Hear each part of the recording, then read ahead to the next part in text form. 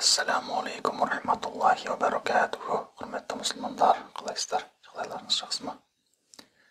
Сіздермен бірге Халал ASMR каналының кезекті шығарылымы. Сіздермен мен бүгін кітаптарды ашып көретін боламын. Құдай қаласа деп. Біраз кітаптар жиналып қалған еді. Соларды ашып көретін боламыз. Оқып көреміз, қандай шығарылым, қай баспа деген сияқты, қай елдікі. Бұл кітаптар мендікі емес. Мен үшін де бұл кітаптарды ашып көру жаңалық. Себебі бұл кітап менің інімдікі. Ол кісі біраз медресе көрген жігітті. Қазақстанда, соңында Түркияға дейін оқыған. Қазір енді ол үйде емес, басқа жақта жүреді. Сондықтан кітаптар болса үйде қалған осы жерде. Енді қараусыз қалған кітаптар сияқты. Өйткені енді ешкім оны ашып жатқан жоқ. Менде уақыт жоқ. Мен жұмыстамын. Онсында мынау қазақ тілінде емес, біразы түрк тілінде болса керек. Сондықтан да анау айтқандай бір ешкім қызығып біреу сұрап оқып жатқан жоқ. Бірақ енді бүгін біздің тақырыбымызға сәйкес келетін сияқты. Өйткені бүгін осы діни кітаптарды ақтарып, ашып, оқып көріп, баспаларын көріп, кіріспелерін көріп, сәл сіздермен бірге осындай бір жақында видео, атмосфералы видео істеуге тырысатын боламыз. Алында кірістік па? Алында кеттік. Бисмилля. Мына дөктіптің мұстайық ондай. Мынау байқағанынша түріктің кітабы сияқты. Шынын айтайын, мен түріктің тілін түсінбеймін. Бірақ соны да ашып көрейік. Бисмилля.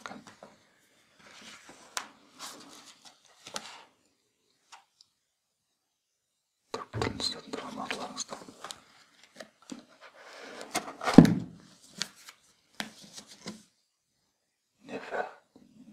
Нефахатул үнс дейма. Эвлия, әулие деген сияқты. Бірнесе соны. Эвлия, менкәбәлері, әулиенің бірнеселері деген сияқты сөз шығар. Автор кім екен? Хузур. Автор өз болмай айтқан. Хузур Ямиеви. Я мақлуқавыш. Қандай серийный номер. Açalım girişten.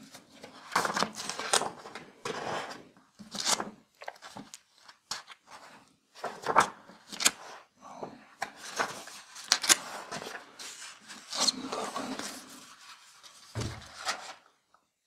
Başlıkları bak buraya gel ki bir başına aşağı çıkın.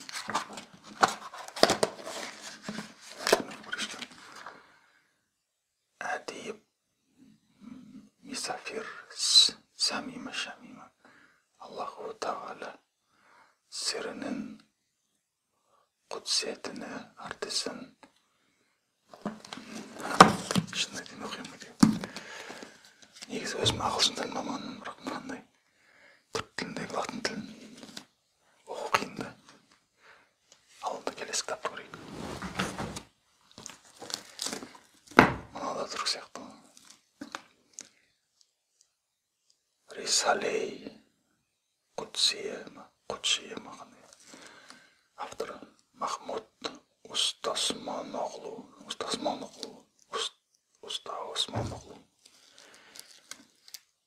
Бірінші том сияқты оны.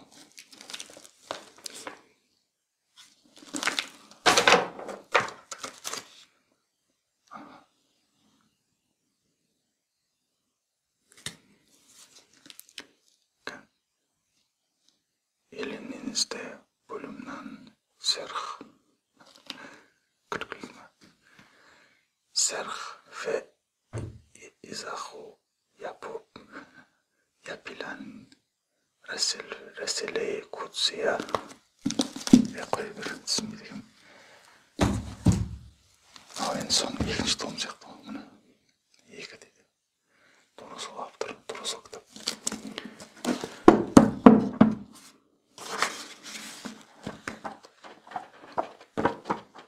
Yaşayın diyeyim.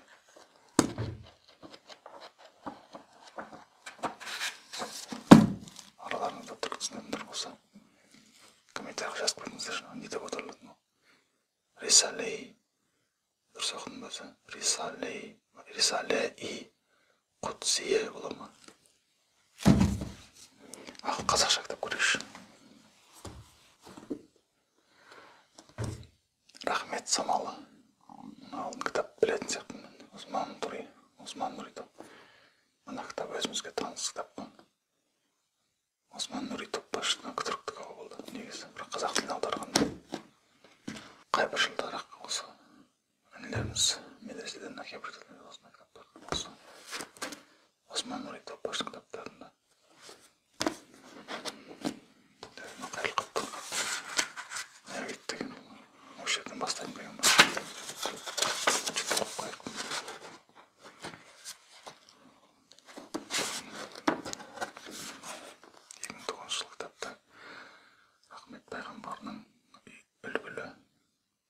және өзге пайғамбарлардан арасындағы орны дейді.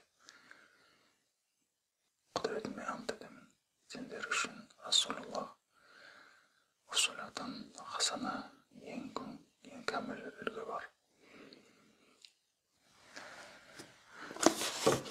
Хасана дейді. Машалла, есін оқып бірейге.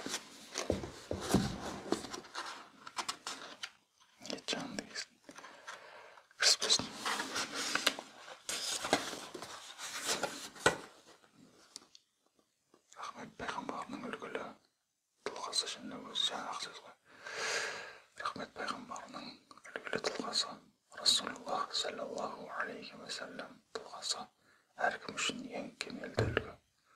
Ол дін басшысы ретінде үлгі, ел басшысы ретінде үлгі, иләхи бағына кіргендерге үлгі. Раббысының ізгі нығметтеріне қарқ болған кездегі халімен де шүкіршілігі және қарапайымдылығымен де үлгі. Қиын қыстау кездер мен мекендердегі сабырлығы және кітап. Мына мен тізбетін жарқын былай ауса берді ғой. Басқа режимге қойып көрейік.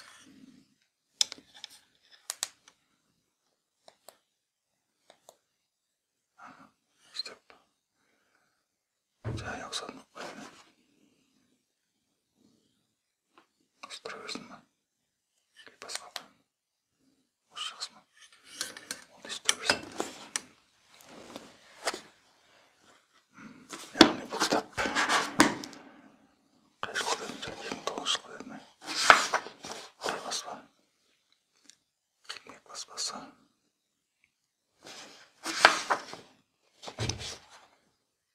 Қазақстан мұсылмандар діни басқармасына рұқсат берген шығар деп ойлаймын.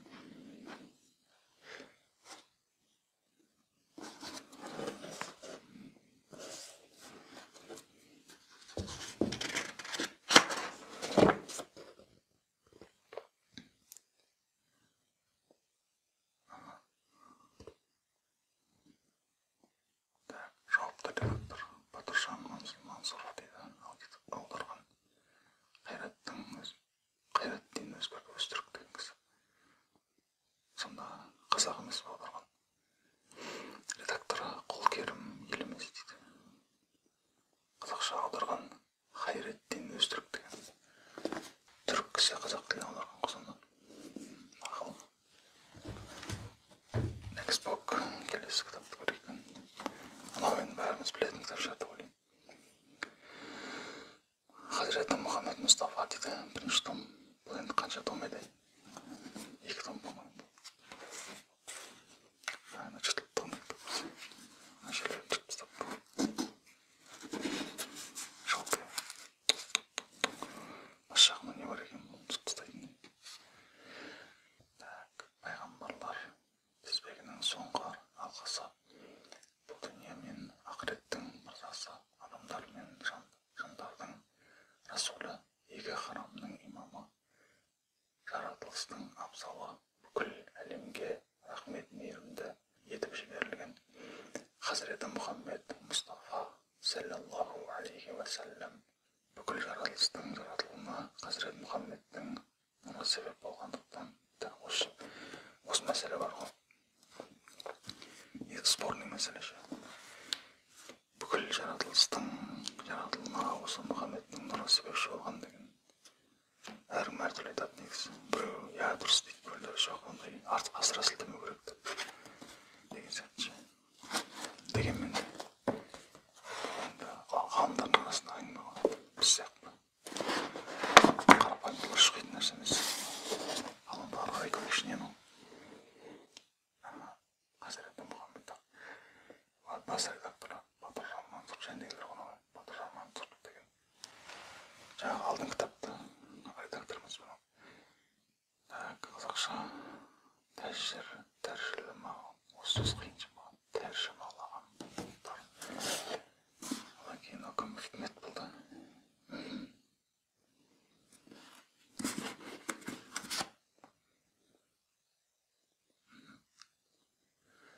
24.000'den астам peygamberlardan boyundağı esepsiz ilahi sırlar köktemden berekeli şanınday söylep adamlardan деген сияқты бір жарғы камерадан көрмей қалады да мен через камера оқып жатырмын автобус болады бүйтіп көзім жетпей қалып жатыр былай оқып қоймасам былай кетіп қала ма деп кадр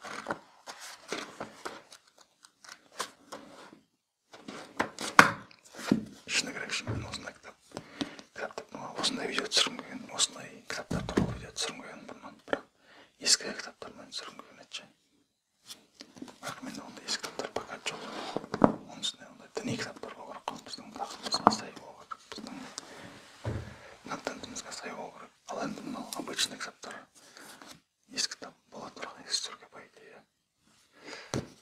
кейін бір көрермін ол ескі кітаптар іздеп солармен түсірген өйткені ескі кітаптарды былай шығарып отырған негізі ақшаны көріп отырған более приятный діни кітаптар негізі көп адам оқып қалмайды ал осының екінші томы кәдімгі ескіріп қалды кәдімгідей ше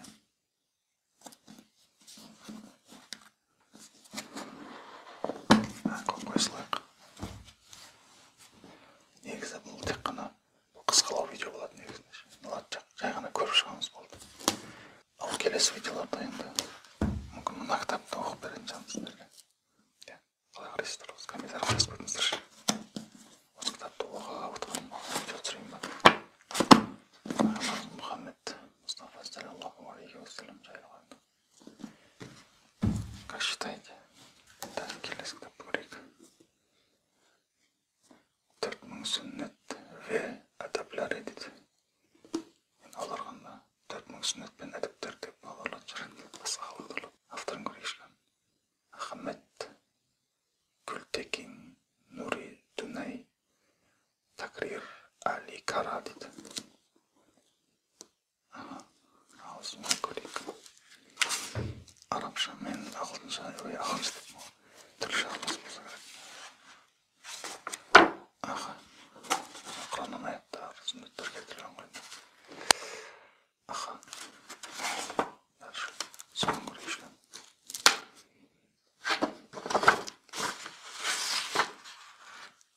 кәдімгі несі ғой содержаниесі ғой негізі онша қызық болмайды екен егер де мына тілін түсінбесең ше оқып қоя салайық мынау қандай кітап дәу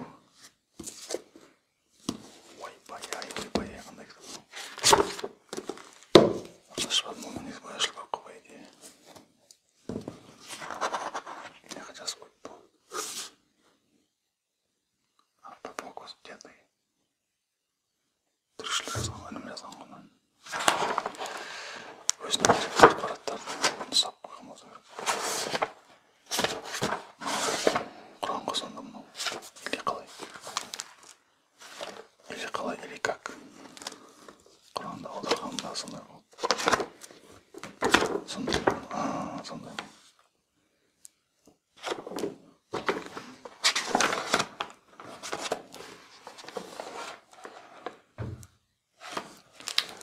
бір ғалымның несі шығарғандай шартта болмасын шығар шыны керек мен арабша түсінбеймін құранды оқып жүргенімізбен түсініп оқи алмаймыз енді біздің ана тіліміз емес пе оның үстіне мен медресе көрмегенмін өзім үйренгенмін құранды оқуды ал енді соның екіншісі ғой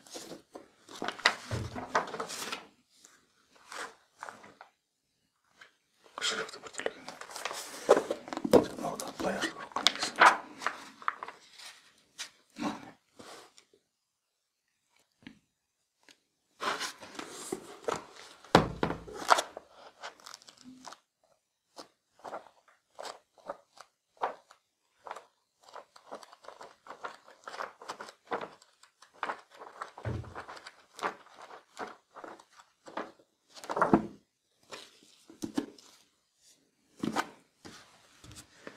Türkçelerin ben bitirip sakışa. Yakında türlerini görüyorum sen.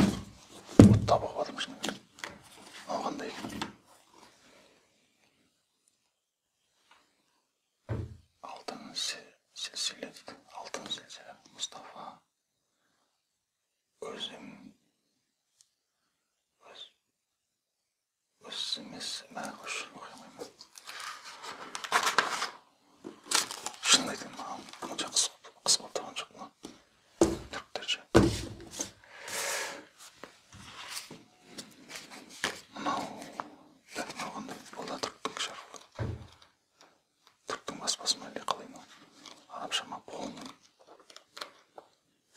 Типа мұғалім саны сияқты шығар. Правильно. Ну, детский тапшырма. Дінімді үйренгім келеді. Қай бір жылы бір әліпті саны деген, по-моему, или басқа ма? Майда балдарға арналған діни кітап ма? Дұрысқа осындай кітап керек, кішкентай кезден. Осындай діни сауат беру керек те балаларға ше. Көрдіңіз ба? Қай жыл екен ой? Қай бір жыл неге келіп қалған еді осы бір? Фокус болмай жатыр ма? Ашайық ішкен қай бір? Сатуға болмайды дейді. Дұрыс. 2010 жылы Түркия бұл да Түркия Республикасы діни істер басқармасының баспасы. Дінімді үйренгім келеді. Основной нәрселер қойып мазмұны үшін конкурсне бар екен білім. Алла жаратушы, әлі Раббымыз Алла тағала. Сол жайында біраз Алла деген кім деген сияқты майда балдарға түсінікті тілде түсіндіретін сондай сөздер болса керек. Раббымыздың әміріндегі рухани қызметшілер, пешкілер, Алладан келетін білімнің көзі дейді. Киелі кітаптар, Құран, Инжил сияқты қойып айтқан. Алланың таңдаулы елшілері, пайғамбарлар туралы. Бұл дүниенің арғы беті, ақырет, енді әрине. Алланың айнымас заңдары. Ғибадаттар қалай жасалынады, күніне 5 рет Аллаға Раббыңа мінәжат ету, намаз оқу. Намаз деген не түсіндіретін болса керек, ең бәрін оқып отырмаймыз. Қысқа видео болады бүгіннен ше. Жай ғана кітаптарға обзор ғой, шолу. Айша не істеу керек дейді. Ары қарай мұғаліміздер не кәдімгі сауат ашушыларға арналады.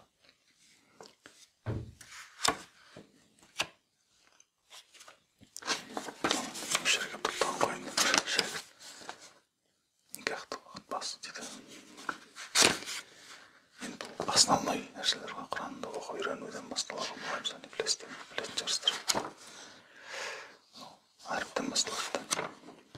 Сол әріптер қандай болсын, әлиф, бә, тәді.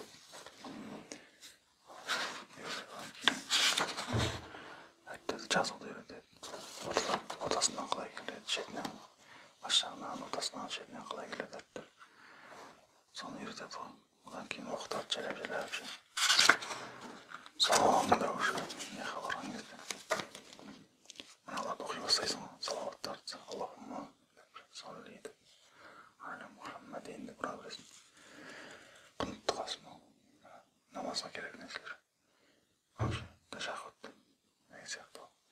Міне сәждеге барған кездегі дұғаларды. Основной нәрселер ғой өте. Сәжде оқылады. Субхан Раббил А'ла дейді. Көкте тұрған кезде. Субхан Раббил.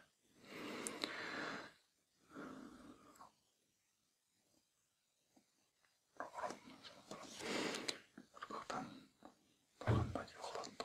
Раббана ва лакал хамд. Бәріміз оны қазақшадан да оқып жүрсіздер ғой. Бірақ осының арабшасынан үйренген дұрыс қой негізі. Көп адамдар қазақша жаттайды деп жүре береді, жылдап. Ал ол енді дұрыс емес негізінде. Арабшадан оқыған дұрыс қой. Оқыған кімдер екен оларға іздегенде дайындағандай. Ахмет Хади Мақсуди деген кісі автор болған ғой. Так, Аль-Араби, Алиф, Ба, Араби дейді. Так, әзірлегендер.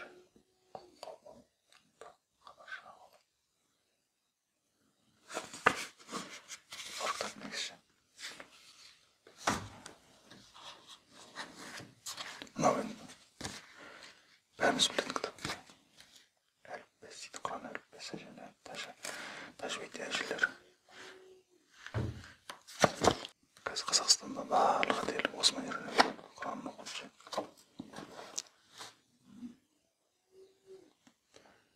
Бүкіл мешіттерде, бүкіл діни мектептерде және осымен үйретеді негізі. Ең әдемі кітап осы негізі шыны керек.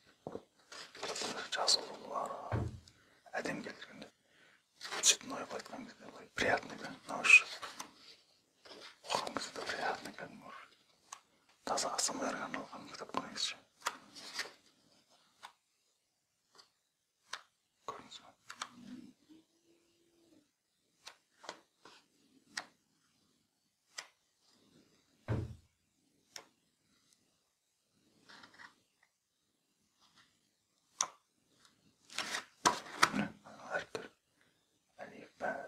сәті құрады. Сіздердің ең жақсыларыңыз Құранды үйреніп, және басқаларға үйреткендеріңіз дейді. Хадис шәріп.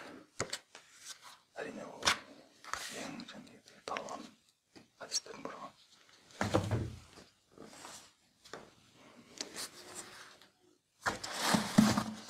Түркшені көріп қойсылайық.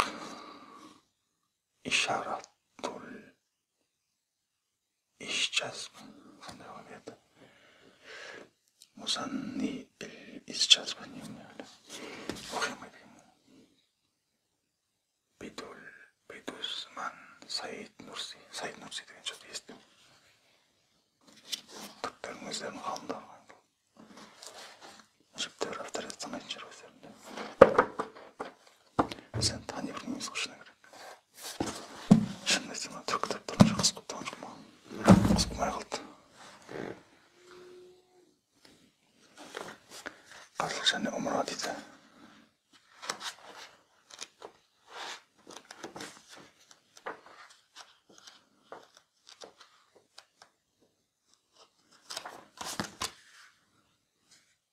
Қажылыққа болмаса берілетін кітапта отырады. Не істеу керек деген сияқты.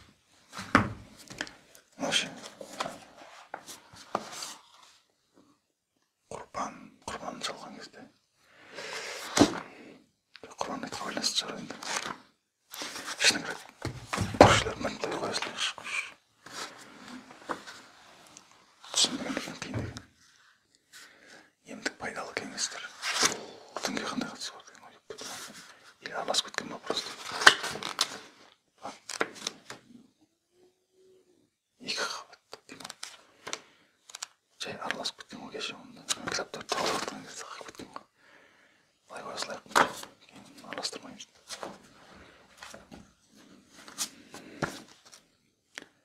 Мынау енді Мантаулы Құрағат дейді. Араб тілі. Араб тілінің айтқаныңызда грамматикасы ғой жүрді. Арасына жабыстырып қойыпты. Маңызды жер шығар. Кәдімгі негізі қазақ тілінде, қазақ тілінде Қазақстанда кәдімгі үйрететін кітап қой. Екінші том екен ғой. Бірінші том бар ма жоқ? Көрінбейді. Мақұл.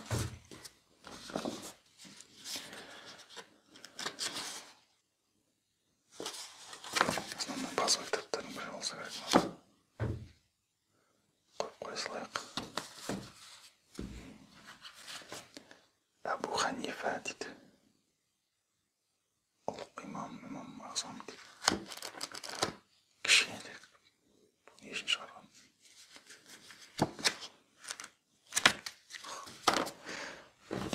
Тез бітірейік бауырлар. Менің таңдауым имам Ағзам басқа енді. Басқаны ойланысты.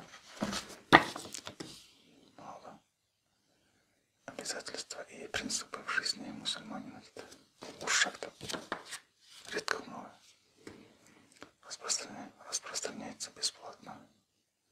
Данная брошюра является превосходной новинкой для истинного верующего и добропорядочного читателя, так как в ней скрупулезно и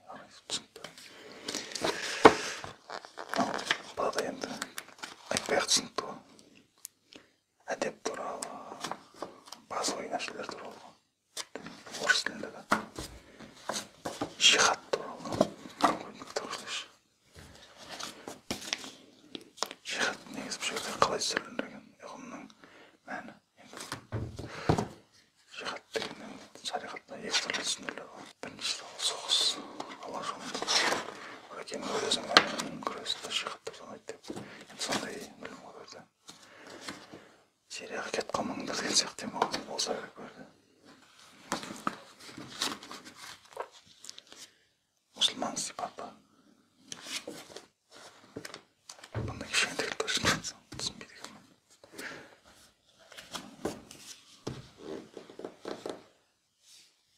Пайғамбарымыз саллаллаху алейхи уассалам және оның күнделікті іс-әрекеттері. Давайте осының келесі шағырындарда оқиықшы. Қалай қарайсыздар? Оқысам, işte оқыға батсам қалай қарайсыздар? Келесі шағырындарда. Как считаете?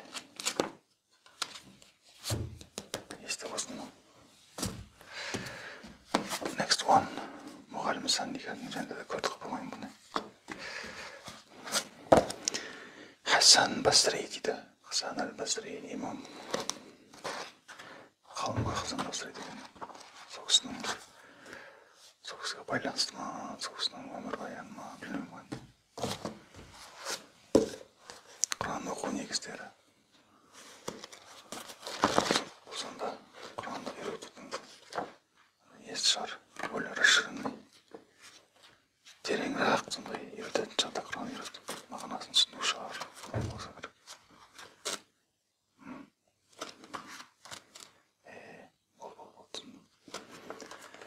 Құранды түсіндіретін, аударатын, дұрыс оқитын сондай ғой. Міне зор кітап қойшы. Құран негіздері. Автор кім екен? Ғалымжан Оқасов дейді. Мен қарап шақырса. Али ибн Абу Талибтен келген радиаллаху анху риуаят етілген дейді. Алла тағала елшісі саллаллаху алейхи уассалам былай деп бұйырғаны. Кімде-кім Құранды оқыса және жаттаса, халал дегеннен халал, харам деген харам деп қабылдаса, Алла тағала оны жәннатқа кіргізеді және тозақтан болған бауырларының ішінен 10 адамға шапағатшы қылдырады. Әне, көрдіңіз бе? Тирмизиде тағы да келген, Сунанда келген, Дәрми, мына имамның жинақтарының авторитетіне жинақтарының осылардың барлығында осы хадис келтіргенде сонда. Емейте фильм. Сабақты. Ақида сабақты. Ішінде қолмен жауап берген бұндай кітаптар өзге. Қолмен шағылмаған кітаптар керек бізге. Мұхаммед пайғамбардың өмірбаяны дейді. Осында оқып берсем болады келесіне. Қысқа сияқты оны. Есте болсын. Есте неше түрлі идеялар пайда болып жатыр. Есте оқып берсем. Біздің бұрынғы мүфтиіміз ғой, естеңізді ме? Ержан Қажымұлғашұлы. Сол кісі жазып кеткен ғой. Мүфти болып жүрген кезде жазған шығар.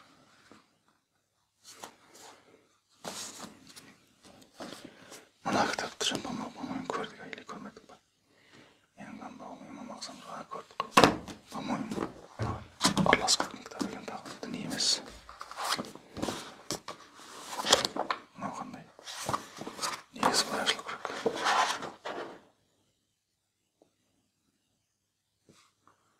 Көрдіңіз бұлай туралап өздеріне керекті ақпараттарды. Сіз бұған ба или кітаптың ішінде былай жазылған ба?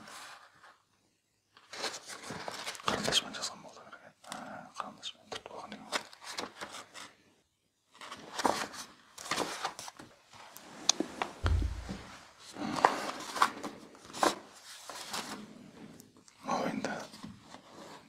Ойындың Құран қойған. Алхамдулилlah. Бисмилlah деп ашамыз. Құран кітап. Құран кәрім.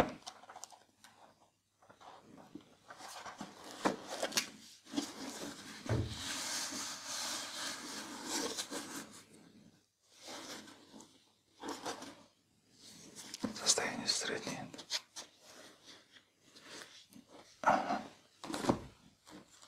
Және де бір Құран яқты. Состояние жақсы.